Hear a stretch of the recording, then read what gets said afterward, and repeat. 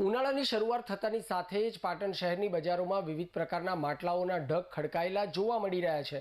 સમય ભલે બદલાયો હોય પરંતુ આજે પણ લોકો માટલાનું પાણી પીવાનો આગ્રહ રાખે છે। તે બતાવે છે કે અન્ય પીવાના પાણીના આધુનિક ઉપકરણો સામે આજે પણ માટલાની માંગ જળવાઈ રહી છે। ફ્રીજ હોય તેવા ઘરમાં પણ લોકો એક માટલું તો ચોક્કસ રાખતા જ હોય છે। ગરમીમાં માટલાના પાણીથી તરસ છીપાઈ જાય છે ત્યારે પાટણ શહેરના અનેક વિસ્તારોમાં અવનવા માટલાની શહેરીજનો ખરીદી કરી રહ્યા છે। ખાસ કરીને ઉનાળાની શરૂઆત થતાની સાથે જ શહેરના આનંદ સરોવર સહિત અન્ય વિસ્તારોમાં અલગ અલગ શહેરમાંથી વિવિધ પ્રકારના માટલાઓ વેચાણ અર્થે આવતા હોય છે।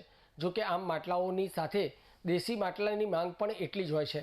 હાલમાં ખાસ કરીને રાજસ્થાની માટલા ₹40 થી 120ના ભાવે વેચાય છે તો મોરબીના થાનગઢના અવનવી ડિઝાઇનવાળા માટલા ₹150 થી 300ના ભાવે મળે છે।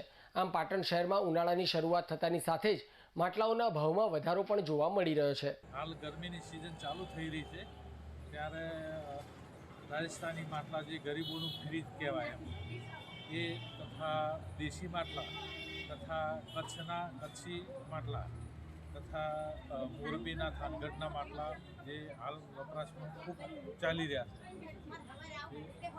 હાલ ભાવમાં જે 10-20% વધારો થયેલો છે દરેક માટલાની અંદર જેમ બીજું મોંઘવારી વધે એ રીતે હાલ દરેક વધી રહી છે।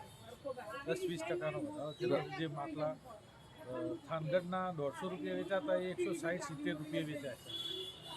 પછી રાજસ્થાનના માટલા એ 160-170 વેચાય છે।